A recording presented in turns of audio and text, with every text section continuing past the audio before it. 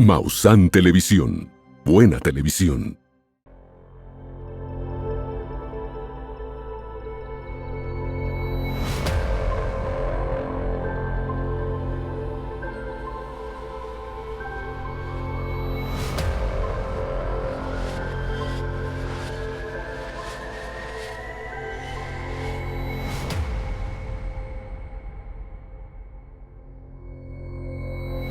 Interestelar, con Jaime Maussan. Esto es Interestelar. Soy Jaime Maussan. Una historia que ilustra perfectamente este gobierno secreto, esta guerra secreta que ha venido manteniendo el gobierno de los Estados Unidos en contra de la divulgación del fenómeno extraterrestre. Es la historia del caso de Aztec del 25 de marzo de 1948. Un caso que quedó descrito en un libro, Behind the Flying Saucers, escrito por Frank Scully. Sí, el mismo nombre que usted ha escuchado en la serie de los Expedientes Secretos X, a manera de homenaje. En ese libro se dio a conocer la historia secreta de Silas Newton y Leo Gebauer. Ellos recibieron la información directamente de los científicos que trabajaban en Los Álamos, en Nuevo México. Incluso realizaron una conferencia en la Universidad de Colorado, y ahí dieron a conocer todos los detalles de este caso. Por ese motivo fueron encarcelados, desacreditados, perdieron todos sus contratos y todas las prebendas que tenían con el gobierno. Nadie podía hablar de esto. Una historia verdaderamente extraordinaria que nos ilustra cómo desde los primeros momentos hubo una terrible persecución a aquellos que quisieran hablar de este fenómeno. Frank Scully fue un periodista estadounidense conocido por ser columnista de la revista Variety en las décadas de 1940 y 1950. De hecho, por su relevancia y aportaciones a la investigación del fenómeno ovni, el personaje de Dana Scully de la serie The X-Files lleva su nombre en su honor. Su libro Behind the Flying Saucers, Detrás de los platillos voladores, se publicó en el año de 1950 y causó una sensación inmediata, convirtiéndose en un bestseller y vendió más de 60,000 copias. El libro es una expansión de 2 columnas que Scully publicó en Variety en octubre y noviembre de 1949. En ellas afirmaba que se habían recuperado seres extraterrestres de un platillo volador estrellado. Behind the Flying Saucers profundiza en estas afirmaciones, añadiendo que hubo al menos 3 incidentes de ovnis estrellados en los Estados Unidos, específicamente en Arizona, Nuevo México y Nevada. La historia más prominente del libro es la del choque de un platillo volador cerca de Aztec, Nuevo México en 1948. Según Scully, este platillo medía alrededor de 100 pies de diámetro y operaba con principios magnéticos. Dentro de los platillos se habrían encontrado los cuerpos de seres extraterrestres de entre 36 y 42 pulgadas de altura. Scully reveló que sus principales fuentes de información para el libro eran 2 hombres: Silas M. Newton, un magnate del petróleo de Denver, un científico misterioso al que Scully llamó Dr. Gee en el libro. Según Scully, el Dr. Gee era un especialista en investigación magnética de primer nivel que había participado en numerosos secretos del gobierno. La historia que el Dr. Gee le contó a Scully incluía detalles sobre los platillos, sus sistemas de propulsión magnética y los cuerpos de los pequeños hombres que venían en la nave. El libro generó un enorme interés público. La Fuerza Aérea de Estados Unidos negó rotundamente las afirmaciones de Scully y la credibilidad científica del libro fue duramente cuestionada. No obstante, después de la publicación del libro, trascendió que Silas M. Newton y Leo Gebauer, el Dr. Gee, fueron llevados a prisión acusados de múltiples cargos, entre ellos los de estafa. Para analistas e investigadores, es claro que esto fue el resultado de haber revelado información sensible y fueron objeto de un severo castigo encarcelándolos. Frank Scully fue objeto de burlas y su historia pasó al descrédito. El plan para callarlo a él y sus fuentes funcionó de acuerdo a las directrices de los encargados de los programas de intoxicación y negación del fenómeno ovni. Años más tarde, el periodista y académico Frank Thayer de la Universidad de Nuevo México se dio a la tarea de investigar a profundidad la información alrededor de Frank Scully y lo dicho en su libro Behind the Flying Saucers, encontrándose con una historia real. In 1950, this book, Scully's book, sold 50,000 copies. That should have ended the secrecy about flying saucers, but it was just beginning. Somebody, we don't know who, some government agency began to do a hatchet job on Frank Scully and his sources until he was branded a hoaxer or a dupe. Either he had hoaxed the story or he had been conned by Silas Newton and his friend Leo Gebauer. And they said there were no such thing as these 9 scientists. And now you read chapter 4 of Scott Ramsey's book, and you can see all the scientists. They all worked under Vannevar Bush in the War Department. They all were working on magnetic anomalies, and they all knew Silas Newton, or most of them did, and they talked to Frank Scully, and they believed the story should come out. They believed the people should get the story. And then they realized that the secrecy oaths they had taken were very serious and the penalties very severe for revealing it. So as Scully said, in 1949 they would tell their stories for free. By 1950 they wouldn't tell their stories for $20 million. Scully was telling the truth. Es claro que el día de hoy, en pleno año 2025, se continúa con los programas de descrédito en contra de investigadores, periodistas y funcionarios que buscan llegar a la verdad. Al regresar, la triste historia del proyecto Libro Azul, un supuesto proyecto que, según el gobierno de los Estados Unidos, daría toda la información respecto al fenómeno de estos objetos voladores no identificados. Durante años, el pueblo de los Estados Unidos tuvo sus ojos puestos en el proyecto Libro Azul, para que finalmente en el año de 1968 fuera cerrado, porque no había nada ahí que saber, pues se trataba de un fenómeno inexistente. Y así la gran decepción de todos aquellos que llegaron a creer. Al regresar le presentaremos todos los detalles del famoso proyecto Libro Azul.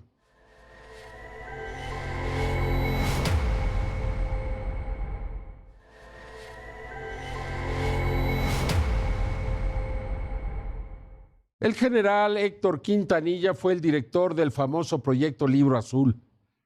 Cuando a él le preguntaron por qué no habían dado a conocer los casos, él dijo que simplemente se habían apegado a los consejos, a las ordenanzas, por decirlo así, del panel o comisión Robertson. Usted recuerda, se lo presentamos, donde tenían que ridiculizar el fenómeno para beneficio social, porque se trataba de un verdadero peligro que la humanidad creyera que esto era real y había que acabar con ello. De tal manera que nunca se explicaron 701 casos del proyecto Libro Azul que no tuvieron una verdadera respuesta. Casos auténticos que ahí quedaron, que nadie supo qué decir sobre estas historias. Vamos entonces a la investigación del proyecto Libro Azul. A continuación, examinaremos 2 proyectos que estuvieron estrechamente relacionados y que claramente tenían la intención de desacreditar el tema de la presencia ovni extraterrestre. El primero fue denominado como el Informe Kandan, que fue el resultado de un proyecto financiado por la Fuerza Aérea de los Estados Unidos y llevado a cabo entre 1966 y 1968 por un equipo de científicos de la Universidad de Colorado bajo la dirección del físico Edward U. Kandan. Su objetivo era realizar un supuesto análisis científico exhaustivo de los avistamientos ovnis. El estudio, titulado formalmente Scientific Study of Unidentified Flying Objects, examinó cientos de casos provenientes del proyecto Libro Azul de la Fuerza Aérea y de organizaciones civiles. Continuando con las directrices recomendadas por el Comité Robertson de 1953, este informe determinó que el estudio de los ovnis no había aportado conocimientos científicos significativos y que era improbable que futuras investigaciones en este campo condujeran a descubrimientos importantes. Además, consideró que la hipótesis de que los ovnis fueran naves de origen extraterrestre era la menos probable. El informe Kandan concluyó que los ovnis no representaban una amenaza para la seguridad nacional de Estados Unidos. A pesar de su influencia, el informe fue objeto de críticas por varios motivos, ya que de los aproximadamente 25,000 informes disponibles, solo se analizaron en detalle 59 casos, y alrededor de un tercio de ellos no pudieron ser explicados satisfactoriamente. En 1969, la Fuerza Aérea no dudó en utilizar las conclusiones del informe de la Comisión Kandan para justificar el cierre de su programa de investigación de ovnis, conocido como Blue Book, el Libro Azul, el cual inició operaciones en 1952 ante la enorme y creciente presencia de ovnis en Estados Unidos. Sin embargo, al igual que los proyectos que lo antecedieron, lejos de buscar la verdad, también tenía el objetivo de desacreditar y fomentar el desinterés en la opinión pública. Escuche en esta entrevista del año de 1966 cómo el mayor Héctor Quintanilla, jefe del proyecto Blue Book, y el coronel Lawrence Tacker, de manera que podemos considerar como cínica, señalan abiertamente seguir las directrices marcadas por la Comisión Robertson en 1953, y que recomendaba el descrédito de la presencia ovni extraterrestre en nuestro mundo. Mayor Quintanilla, ¿cuáles son los objetivos del proyecto Libro Azul? Los objetivos del programa son dobles. Son los mismos desde 1953, cuando se redactó el reglamento. En primer lugar, intentar determinar si el fenómeno ovni representa una amenaza para la seguridad de Estados Unidos. Y en segundo lugar, determinar si el fenómeno ovni presenta avances tecnológicos que puedan convertirse en investigación y desarrollo. La Fuerza Aérea ha sido acusada ocasionalmente de ocultar información sobre ovnis. ¿Qué tiene que decir al respecto? Estas acusaciones son completamente falsas. De hecho, la Fuerza Aérea de los Estados Unidos publica periódicamente estadísticas sobre el fenómeno ovni a través del Departamento de Prensa del Departamento de Defensa, y siempre hemos honrado a los medios acreditados cuando quieren investigar un avistamiento específico. No hay nada que ocultar, no hay nada que ocultar en absoluto. ¿Hay algo en los archivos, ya sea clasificado o no clasificado, que indique la posible presencia de visitantes extraterrestres? En primer lugar, el proyecto no está clasificado en absoluto, y no hay nada en los registros que indique que hayamos sido visitados por una civilización extraterrestre. De todos los casos analizados por el proyecto Blue Book, la mayoría fueron explicados como globos meteorológicos, ilusiones ópticas, errores de interpretación o aeronaves convencionales. Sin embargo, 701 incidentes quedaron sin explicación, y son esos casos que, de acuerdo a múltiples investigadores, son los que estarían relacionados con encuentros extraterrestres. En 1969, el proyecto Blue Book fue cerrado oficialmente. La Fuerza Aérea concluyó que los ovnis no constituían una amenaza, que no había evidencia de que se tratara de tecnología más avanzada que la humana y que no se podía establecer ninguna conexión con visitas extraterrestres. Pero no todos estuvieron de acuerdo con esa conclusión. El Dr. Joseph Allen Hynek, reconocido científico que participó en Blue Book, ya retirado del proyecto, afirmó que la investigación fue superficial y diseñada más para calmar a la opinión pública que para buscar la verdad. Décadas después, el misterio continúa.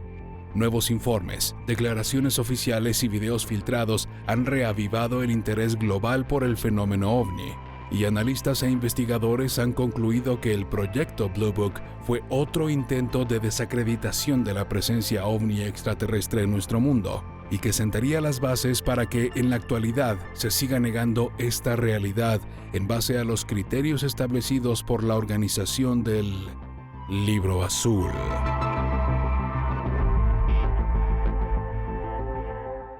Al regresar de la pausa, el caso de Billy Mayer, ya que a este contactuado suizo lo trataron de matar más de 20 ocasiones, con disparos, con cuchillos, pues realmente con todo tipo de triquiñuelas, de trampas, le cortaron los frenos de su carro y de tantas otras formas que querían terminar con su vida para que él no siguiera hablando.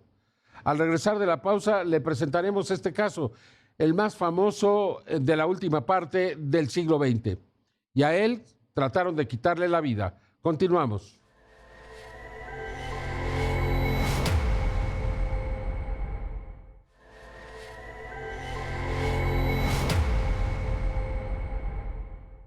Nadie ha producido tantas evidencias y tan claras como Edward Billy Mayer.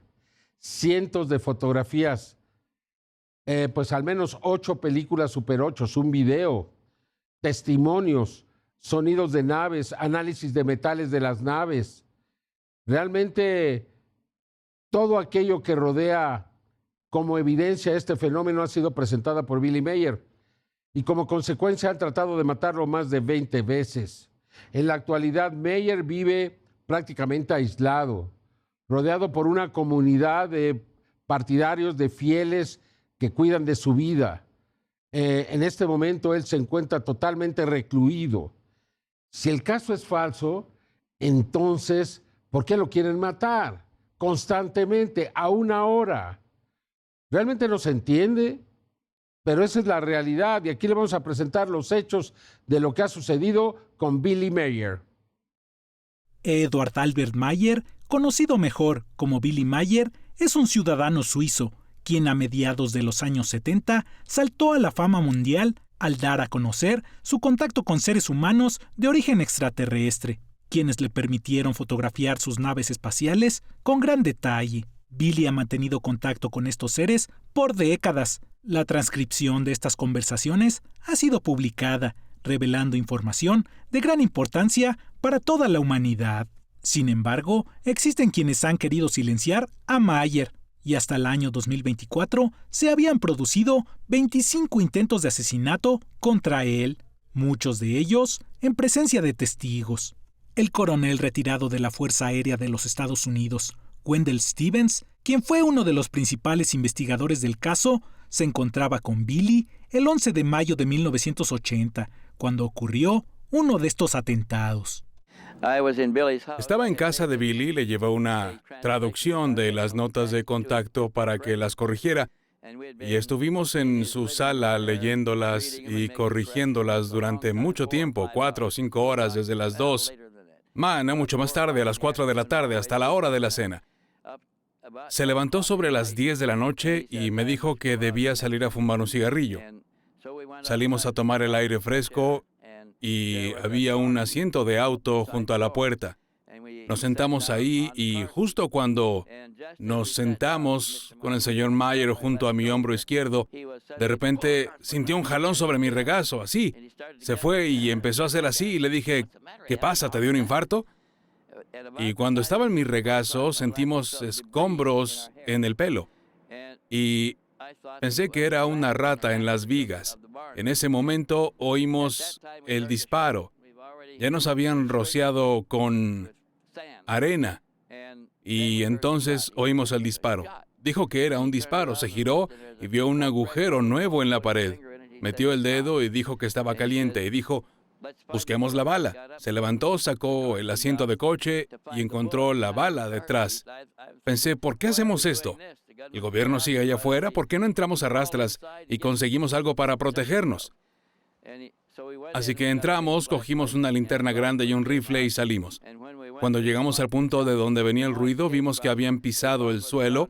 Alguien llevaba un rato allí de pie, moviendo los pies así, y tras el disparo se oyeron pasos corriendo que salían del lugar.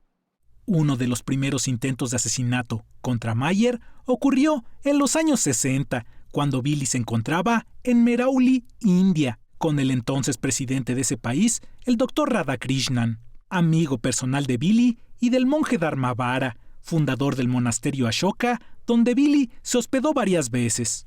En aquella ocasión, Billy fue herido levemente en uno de sus brazos, y por iniciativa del Dr. Radhakrishnan se levantó un acta, documento que será publicado en un futuro cercano como parte de la biografía de Billy Mayer.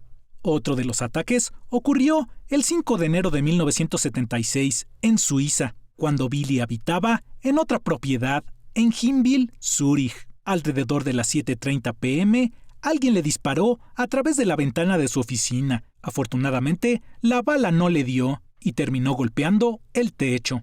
El 27 de mayo de 1976 ocurrió uno de los atentados contra Mayer más conocidos. Billy afirma que soñó durante varias noches que alguien le disparaba, y es por ello que se colocó una gruesa placa de metal colgada a su cuello y oculta en una libreta. Cuando finalmente ocurrió el atentado y la bala rebotó, el atacante salió corriendo y Billy su propia pistola y literalmente le voló el sombrero de la cabeza. Los ataques contra Mayer continuarían, ocurriendo uno de los más recientes en el año 2022 en presencia de 2 testigos, lo que inevitablemente nos lleva a preguntarnos por qué, si según los críticos y escépticos el caso de Billy Mayer es falso, hay un interés tan grande en silenciarlo. Hasta el día de hoy, Mayer continúa publicando sus reportes de contacto con seres extraterrestres, donde habla de manera franca sobre temas que muchas veces son incómodos para las élites gubernamentales, religiosas y económicas. En verdad que existe un gobierno dentro del gobierno de los Estados Unidos, que es el que realmente controla este fenómeno desde 1947, desde que fue designado el llamado Grupo Majestic 12. Quizá ya no se llame igual, pero este continúa funcionando. Y nosotros continuaremos presentándole las evidencias que así lo demuestran, para que usted pueda entender por qué durante más de 80 años el gobierno de la Unión Americana le ha ocultado la verdad, la información. Sin embargo, ahí están los hechos, las evidencias que así lo demuestran. Muchas gracias por acompañarnos. Yo lo espero en la siguiente emisión de Interestelar. Hasta entonces.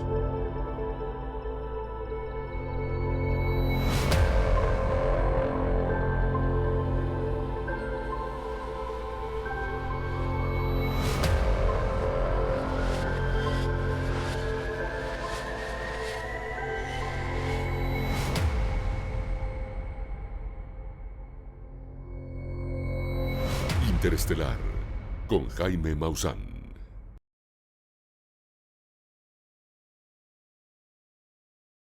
Visita maussantelevisión.com y síguenos en todas nuestras redes sociales. Maussan Televisión, buena televisión.